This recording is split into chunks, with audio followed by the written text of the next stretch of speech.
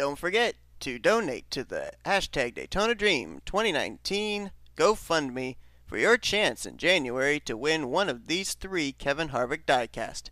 Now enjoy the video. Good afternoon, ladies and gentlemen, and welcome as we get set for 2019 here on the NNSCRA Sports Channel, getting ready here for weekend number 12 of the NNSCRA Skittles Super Speedway Series. Happy New Year, everybody, as we get set here to continue on the regular season. We are in the point where we call this the chase towards the chase for the championship. And including this race, we will have only 4 more races remaining until we will determine 8 drivers that will be in the chase for the championship here in Division 1, and 8 drivers that will be in the chase for the championship in Division 2. As a matter of fact, there's a lot of announcements in terms of the playoffs that we'll be covering here today as well, so you'll want to be listening to that, as it will be very, very important. One thing we also should mention is we are not at the track that we were going to be at originally. We were supposed to go to Bermuda Super Speedway, but because there's a lot of issues that drivers hitting the wall coming off of pit road, decided not to go there. I ran a first round of qualifying for Division 1 there, and only 25 of the 40 drivers actually took time in round 1. So I said, you know what, forget this, we're going to a track that we know is actually going to work. So we are here at Texas World Super Speedway, and it is the 2nd straight week we have actually had to edit a super speedway venue. But nonetheless, as long as it brings about great racing like it did last week at Toddring, the change will probably be a good thing. As we're looking at the 85 of Zachary Taylor, he's going to lay down the first official lap time of this qualifying session in round 1, and it'll be a 34.502, just a tick faster than Jake Rogers at a 6.37. Now, you would think coming into this race, 11 races in, 9 different race winners, that we are basically now going to start talking about the battle between drivers that have wins, trying to get into those 8 limited playoff positions. Not the case, at least here for Division 1. Why? Well, very simply, 2 of our previous winners are not in the top 30 in points, those being Derek Hamill and Seth Cole. Now, they are mathematically eligible to move back into the top 30 in the point standings after this weekend's race. It is still possible for that to take place, but right now coming into this race, we only have 7 drivers in our playoff grid that have won this season, and right now the 8th playoff spot would currently be occupied by the driver highest in the point standings without a win, and that is currently 2nd in the points, Ashlyn Boyd. So right now it is basically a battle this week of drivers trying to get themselves back into the top 30 in the point standings. Now, Derek Hamill dropped out of the top 30 in the points after Toddring last week. He's 32nd in points, but he's only 3 points out of 30th in the standings. And Seth Cole, our Pigs Creek winner, he is outside the top 30 in points in 34th, but he's only 7 points out. So both drivers, as I said, very easily can mathematically move their way back into the top 30 in the standings. Top of the leaderboard right now, last week's winner from Toddring, Sebastian Kukelan, who not only moved his way 5 spots up to 6th in the point standings, but also got that win and pretty much, I think, locked himself up a spot in the playoffs, provided he keeps some consistent runs going on in maybe like 3 of the next 4 weeks, maybe even 2 of the next 4 weeks. He might still be able to stay in the top 30 in the points. As Seth Cole took a turn at the top of the board, no longer Ryan Butcher, one of our 2-time winners, now the fastest on track. Let's see if we can find him. There he is, to the inside of Diego Yepes, 33.526 for the driver who went to victory lane at both Armory Digital and Talladega. Ryan Butcher and Brady Burkhart, both 2-time winners. Right now, Burkhart's 5th on the charts, 33.875. So both Toyotas running well. Butcher that time was 0.3 slower, but still sits at the top of the board. There is Derek Hamill in the 32, trying to race his way back into the top 30 in the standings. Hamill right now 3rd fastest on the chart, just ran a 33.793, and as soon as I say that, he gets dropped to 6th. As Brady Burkhart just jumped up to 2nd, Carter Friesen up to 4th, Joshua Lee currently in 5th. Jack Mitchell to the inside there of Derek Hamill. He right now is 3rd fastest on the charts, and that time no improvement on the lap for Derek Hamill.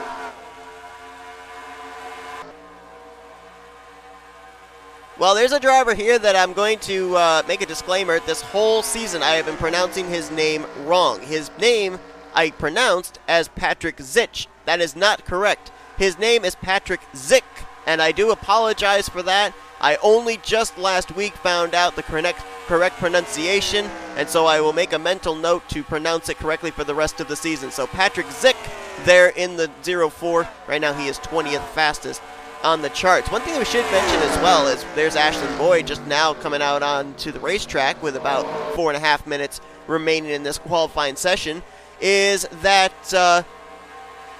right now, after Toddring, our streak of different drivers on the pole is up to 22. Will this be the week where we will see our first repeat pole sitter, or will we extend the streak to 23, maybe 24, depending on what happens in later on's Division 2 qualifying session? We're going to have to wait and see.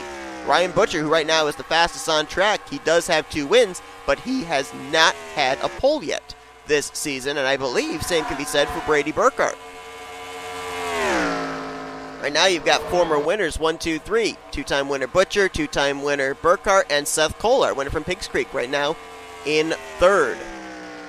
Carter Friesen there in 5th place. I would watch out for him. Friesen's actually been putting together some really good runs as of late. He's up to 20th in the point standings. I think he was 2nd last week to our eventual winner, Sebastian Kukulon, at Toddring. So, I mean, this team really is putting together some good speed when it matters the most. The thing that's right now kind of the carrot dangling in front of them is a win. They need the win to be able to get into the playoffs. Kyle Matthews, the lone Retro Racing Enterprise car that hasn't won this season. Teammate Jessica Shelton right behind him. Shelton right now 9th on the charts, and she has that win back at Dragonette.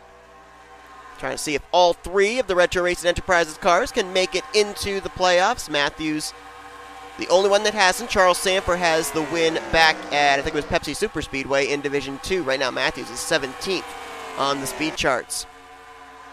Derek Hamill, we saw he was up there at the top of the board, and then he dropped down to 6th. Well, now he's in a little bit more peril, as he currently now finds himself on the bubble spot of 10th place. Preston Plord has jumped his way up into 5th. Andrew Miller right now is 31st, running behind his teammate Seth Cole, who's currently 3rd on the charts. Trying to find the 32. There he is. Hoping that a 33.793 is going to be able to hold up. Right now, it looks like Butcher, Burkhart, Cole, and Mitchell might be okay, as Butcher's got that 33.5 and then 33.6s for the other 3 drivers. Still could be a lot of shuffling from 5th on down, though, here in the final few minutes here. Whoa, look at that. Jack Mitchell around the outside of Jay Jefferson, and you see right here, all 3 lanes are going to be working here at Texas World. This is going to be a wild race for sure, and, you know, we were wondering about changing from Proving Grounds to Toddring last week, and it proved to be a really, really good race. Uh-oh. Derek Hamill just got dropped. He got dropped to 11th. It was Tristan Folks who just moved in to the top 10. He's up to 8th, and that now puts Jessica Shelton, our Dragonette winner, on the bubble. See if we can find the 0-2. She was running behind her teammate Kyle Matthews. There she is still. Carter Friesen running behind her. Shelton does not improve her lap time. And she just got knocked out. Someone just moved in. Who was it? It was Eli Bright.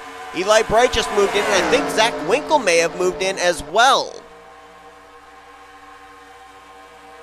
Or else he just improved his position, but Bright is in, and now Sakuli is in. He just moved up to 10th. That knocks out Joshua Lee. What group is Sakuli in? There he is. He's here with LaPlante, Roger Ray, and Zachary Taylor. And someone else just jumped in. Sakuli out, Jefferson in. He's up in 8th. So now Eli Bright in the 12 is on the bubble spot. Starting to get contesting here for that 10th position, that final transfer spot into the 2nd round. Eli Bright, who, if I recall correctly, was fastest in round 1 last week at Toddring, ended up starting the race from the, 7th position, trying to make it into round 2 for the 2nd straight week.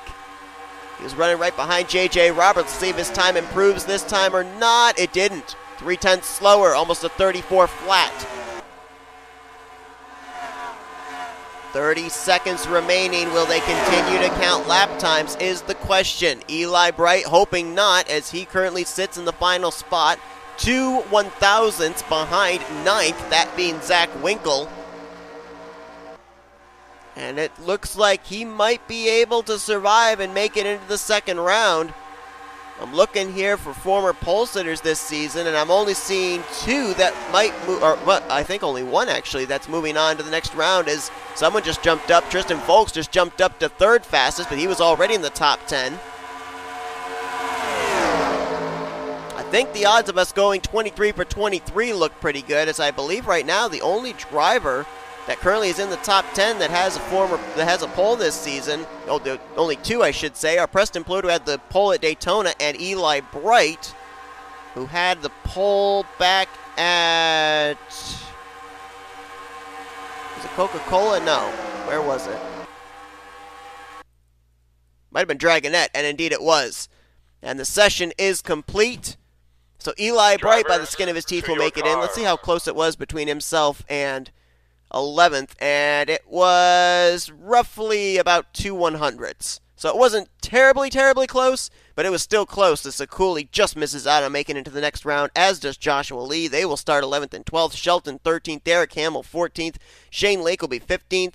With Yepes, Miles, Smart, Gardner, and Roberts, they will be the top 20 for the starting grid. It'll be 2-time winners Ryan Butcher, Brady Burkhart. They will move on to the next round. Tristan Folks, Seth Cole, Jack Mitchell, Carter Friesen, Preston Plure, Jay Jefferson, Zach Winkle, and Eli Bright. They will battle for the pole position here this week at Texas World. Let's look and see what the rest of the starting grid's going to look like as you look on down here. And it's going to be flanked by Trent Dunham and Riley Spurleytube. Had a couple of drivers that did not even hit the 33s. Caldwell, Mills, Rogers, Dunham, and Spurleytube. And Jose Mills going to have to do some work here right now.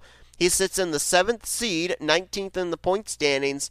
And we'll see if he's going to be able to have a good enough finish to keep himself in playoff contention. But that's it for the first round of qualifying. Time to find out. Will we have a repeat pole sitter? Right now we have a 1 in 5 chance. Or will the streak increase to 23 out of 23 different drivers starting on the pole this season? We'll find out in just a minute. Don't go anywhere. Round 2 of qualifying coming up. Round 2 set to be run here. 2 drivers looking to become the first repeat pole sitter of the season, those being Preston Plord and Eli Bright. Everybody else, they're looking for their first pole, including our 2 two-time winners who made it in the first and second fastest in round 1, Ryan Butcher and Brady Burkhart. Let's first give you where the 10 drivers that transferred here into round 2, where they come into this race situated in the point standings. Ryan Butcher, the highest. The two-time winner, is 3rd in points. Brady Burkhart, the other two-time winner, 4th in points. Then you got to go a ways down before you find Preston Plord. He is 12th in the standings coming into this race. Tristan Folks currently is 15th in the standings. Carter Friesen, we already documented him back in round 1. He's 20th in points. Jack Mitchell, he is 26th in points. Had a good run at Toddring last week. Moved up 8 spots in the standings. Eli Bright did not have a good run. The car we're focusing on here. He dropped 4 spots. 29th in points coming into this race. Jay Jefferson also had a horrible run last week. Dropped 11 spots to 33rd. That's where he comes into this race at. And I believe that's it for the drivers that transferred into this round. Let me just double check, make sure I didn't miss anybody. I did miss somebody. Missed a couple of people. Missed Seth Cole. We already talked about him, though. He's 34th in points coming to this race. And Zach Winkle, he is 25th in the standings coming into today's event. Another driver, Winkle, who had a good run last week at Toddring, jumped up 8 spots in the standings. So with that being said, there might be a couple of drivers we might want to look at here that might have a shot at the pole and might actually run really well in the race, too. Carter Friesen moved up 6 spots last week at Toddring in the standings. Jack Mitchell jumped up 8 spots, as did Zach Winkle. So the fact that they made it here into the second round says to me that they could very well be really figuring out the speed in their race cars, and we could see them get the pole, maybe even see one of those 3 drivers get the win in tomorrow's event.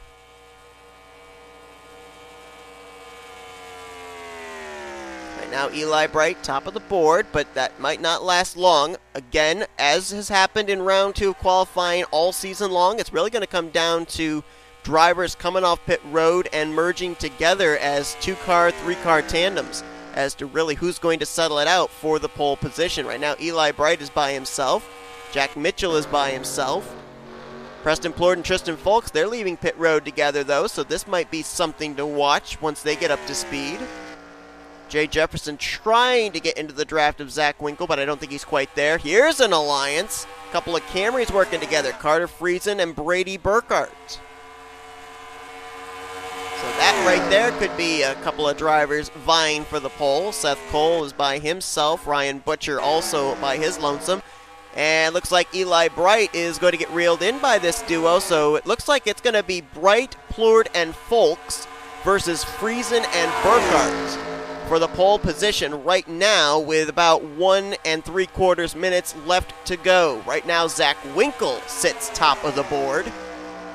Burkhart just clocked in with a 33.7. Friesen with a 33.768. Let's see what Tristan Folks lays down here. Will it be good enough to jump top of the board? Jay Jefferson, 33.484. Folks, 33.578. Right now, third fastest. As Eli Bright, using that draft lap that he got when he caught Preston Plord and Tristan Folks, he's now top of the board again, 33.392. One of our former pole sitters trying to become the first 2-time pole sitter of the season, but there's still a minute remaining. Jefferson trying to see if he can best his lap time, 4:14, not good enough. Bright,